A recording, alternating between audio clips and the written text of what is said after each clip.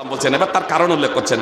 লি মালিহা, মেয়ের সম্পদ দেখে, ওয়া জামালিহা, তার সৌন্দর্য দেখে, ওয়ালি হাসাবিহা, তার বংশ মর্যাদা দেখে, ওয়ালি দীনিহা, তার ধর্ম দেখে, তার দিন দেখে।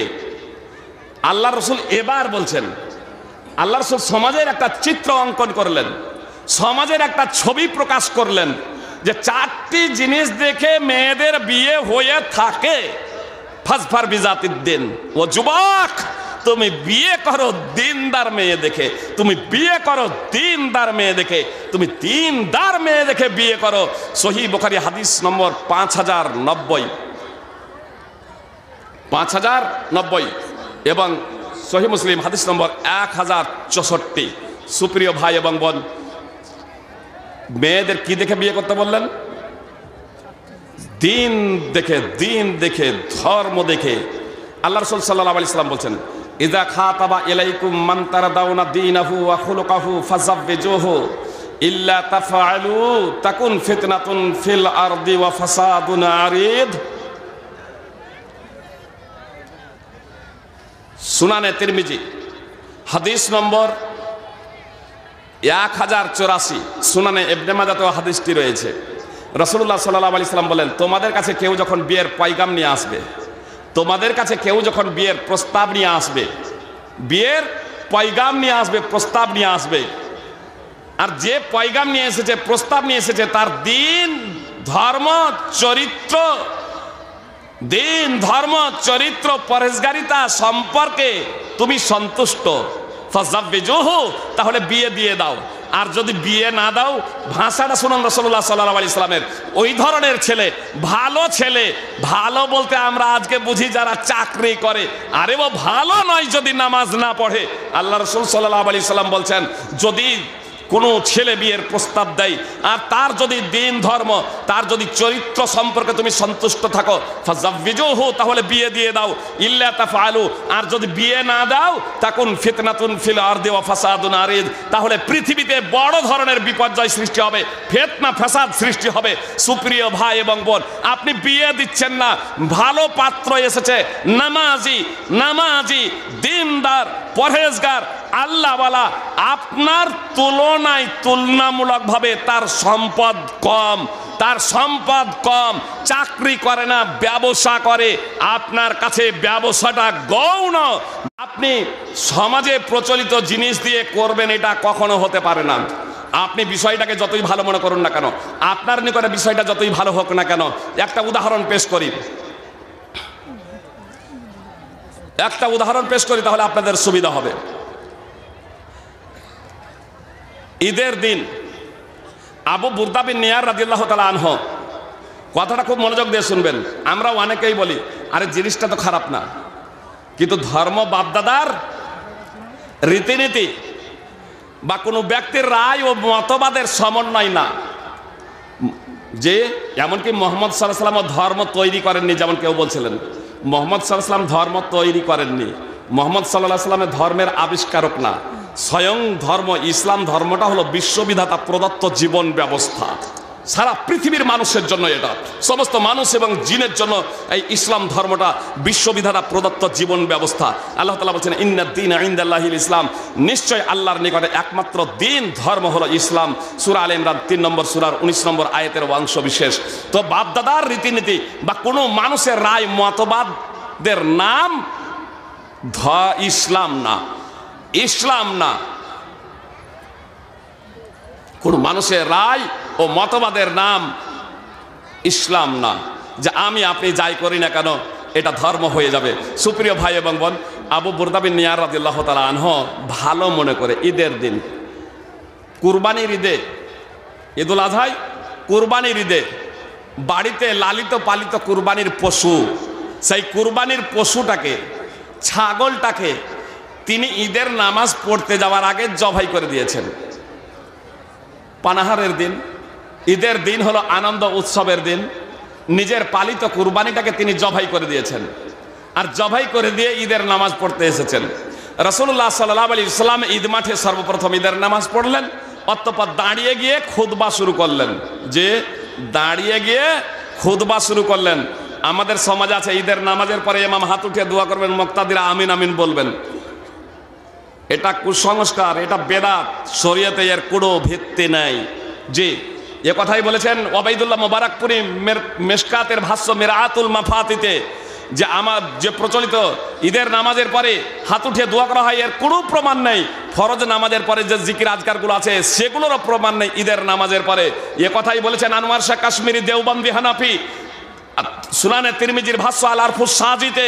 এ কথাই বলেছেন আশরাফ আলী থানবী বেহেশতি জেওয়ারের 690 পৃষ্ঠাতে, যে রাসূলুল্লাহ সাল্লাল্লাহু আলাইহি ওয়াসাল্লাম থেকে ঈদের নামাজের পরে হাত উঠিয়ে দোয়া করার প্রমাণ নেই, এমনকি ঈদের খুতবার পরেও তার প্রমাণ নেই, তাবেঈন থেকেও প্রমাণ নেই, তাবেঈন থেকেও প্রমাণ নেই। 3টি যুগের কথা তিনি উল্লেখ করেছেন, তার কোনো প্রমাণ নেই। তারপরে কিন্তু হুজুর বলেছেন জিনিসটা তো ভালো ভালো জিনিস। এবার বলি, আবু বুরদা রাদিয়াল্লাহু তাআলা আনহু নিজের কুরবানির ছাগল ঈদের দিনে জবাই করেছে। কুরবানি কবে করতে হয়? ঈদের দিনে। তো ঈদের দিনে কুরবানির ছাগলটা জবাই করে দিয়েছেন, ঈদের নামাজ পড়তে এসেছেন। আর আল্লাহ রাসূল সাল্লাল্লাহু আলাইহি সাল্লাম ঈদের নামাজ পড়ে খুতবা শুরু করলেন। বললেন মান সাল্লা সালাতানা ওয়া নাসাকা নুসুকানা ফাকাদ আসাবান নুসুক, যারা আমাদের নেই নামাজ পড়েছে, আমাদের মতো কুরবানি করবে তাদের কুরবানি হবে। আর যারা নামাজের আগে কুরবানি করেছে, তো নামাজের আগে তার কুরবানি হয়ে গেছে। ফালা নুসুকালা, আসলে তার কুরবানি হয়নি, তা নামাজের আগে হয়েছে। যে নামাজের আগে কুরবানি জবাই করেছে তা নামাজের আগে জবাই হয়ে গেছে। ফালা নুসুকালা, তার কুরবানি হয়নি, সেটা তার কুরবানি হয়নি। আবু বুরদা দাঁড়িয়ে গেলেন, আল্লাহ রাসূল আমি মনে করেছি আজকে পানাহারের দিন, আজকে আহারের দিন, খাওয়া দাওয়ার দিন, আমি আমার কুরবানির পশুটা জবাই করেছি। লক্ষ্য উদ্দেশ্য কত ভালো দেখুন। তিনি বলছেন আল্লাহ রাসূল আমি কুরবানির পশু জবাই করেছি পানাহারের দিন মনে করে। আকাল তো আমি নিজে খেয়েছি, ওয়াতাম তো আহলি ওয়া জিরানি, আমার পরিবারকে খাইয়েছি, পাড়া প্রতিবেশীর মুখে কুরবানির মাংস তুলে দিয়েছি, দিয়ে ঈদের নামাজ পড়তে এসেছি। কত লক্ষ্য উদ্দেশ্য ভালো। পাড়া প্রতিবেশীকে কুরবানির মাংস বিতরণ করে তিনি নামাজ পড়তে এসেছেন। রাসূলুল্লাহ সাল্লাল্লাহু আলাইহি সাল্লাম বললেন শাতুকা শাতুল লাহাম, তোমার কুরবানির মা কুরবানি হয়নি, সেটা তোমার ছাগল গোস্তের ছাগল হয়েছে, তুমি কুরবানির নেকি পাবে না। সহিহ বুখারী হাদিস নম্বর 955 এবং 983। সাহাবীর ভালো মনে করাটা যদি ভালো না হয়, তবে আমি আর আপনি কে? যাকে ভালো মনে করছি শরীয়তে দলিল না থাকলে সেটা ভালো হতে পারে না। সুপ্রিয় ভাই এবং বোন, রাসূলুল্লাহ সাল্লাল্লাহু আলাইহি সাল্লামের কোনো কিছুকে ভালো মনে করাটা ভালো হয়নি। কথাটা মনোযোগ দিয়ে শুনবেন, কিন্তু এটা খুব মারাত্মক কথা। রাসূলুল্লাহ সাল্লাল্লাহু আলাইহি সাল্লামের কোনো জিনিসকে ভালো মনে করাটা ভালো হয়নি, ওহী ছাড়া, দলিল ছাড়া। একদা রাসূলুল্লাহ সাল্লাল্লাহু আলাইহি সাল্লাম রাফি বিন খাদিজা রাদিয়াল্লাহু তাআলা আনহু সূত্রে বর্ণিত, মদিনাতে দেখলেন সাহাবায়ে কেরাম খেজুরের ফুলে মিলন ঘটাচ্ছেন, পুংলিঙ্গ ফুলের সাথে স্ত্রীলিঙ্গ ফুলের মিলন ঘটাচ্ছেন। আল্লাহ রাসূল সাল্লাল্লাহু আলাইহি সাল্লাম এই দৃশ্যটা দেখে বললেন, আরে তোমরা যদি এটা ছেড়ে দাও তার স্বাভাবিক অবস্থায়, তাহলে মনে হয় খুব ভালো হয়। সাহাবায়ে কেরাম ছেড়ে দিলেন। সেই বছর ফল খুব কম এসেছিল, সেই বছর ফল খুব কম ধরেছিল। তখন সাহাবায়ে কেরাম আপোষে কথা বলা বলি করছেন, তাদের আওয়াজ রাসূলুল্লাহ সাল্লাল্লাহু আলাইহি সাল্লামের কানে পৌঁছে গেল। রাসূলুল্লাহ সাল্লাল্লাহু আলাইহি সাল্লাম বললেন, রাসূলুল্লাহ সাল্লাল্লাহু আলাইহি সাল্লাম, প্রশ্ন জরুরি নয়, বক্তব্যটাই আমার জরুরি। তার কারণ আমার বক্তব্যের নির্যাস আমি পেশ করবো, তার কারণ প্রশ্ন দিতে গেলে আমাকে অ্যাডভান্স দিতে হবে।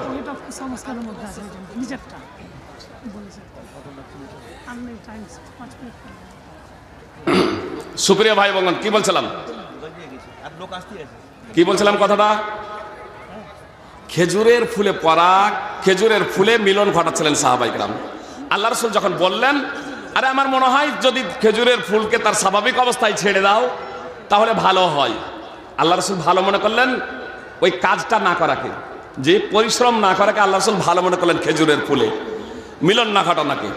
ছেড়ে দিলেন, ফল খুব কম এলো। সাহাবায়ে কেরাম আপোষে কথা বলছেন। এই সংবাদ আল্লাহ রাসূল সাল্লাল্লাহু আলাইহি সাল্লামের কাছে যখন পৌঁছালো, রাসূলুল্লাহ সাল্লাল্লাহু আলাইহি সাল্লাম তখন বললেন, ইন্নামা আনা বাশার, আরে আমি তো একটা মানুষ।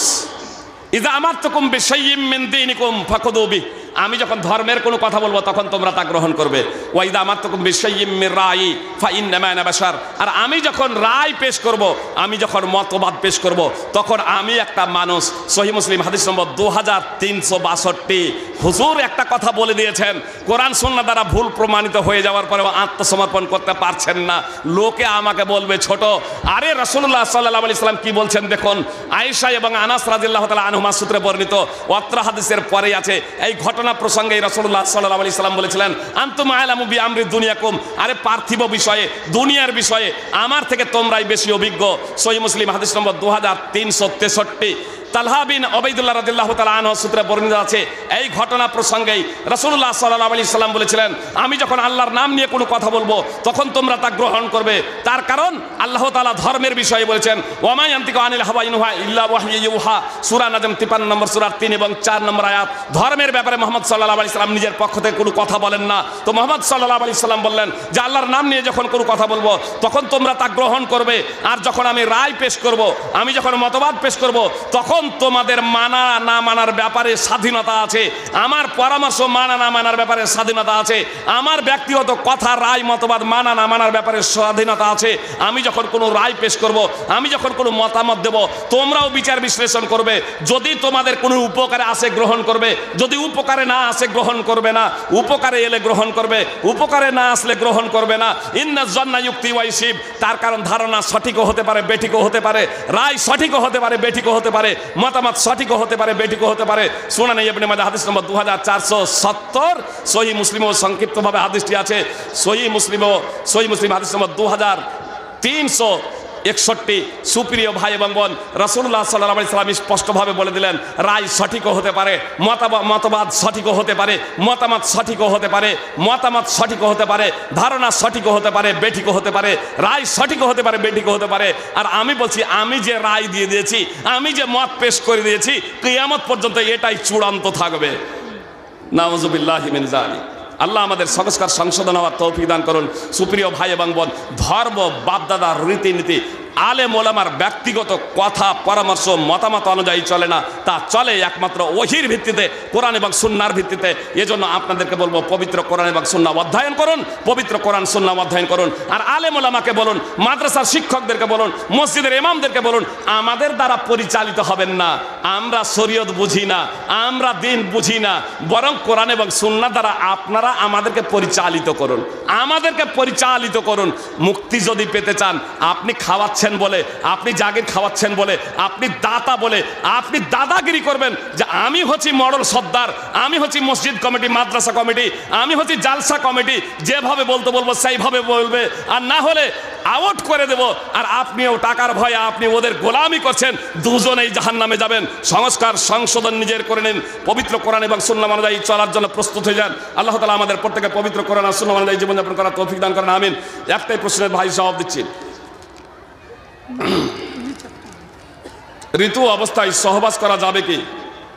কারণ কিছু মানুষের ওই অবস্থায় সহবাস না করলে বাচ্চা হবে না, এ মনে হচ্ছে একেবারে আল্লাহ ঋতু অবস্থায়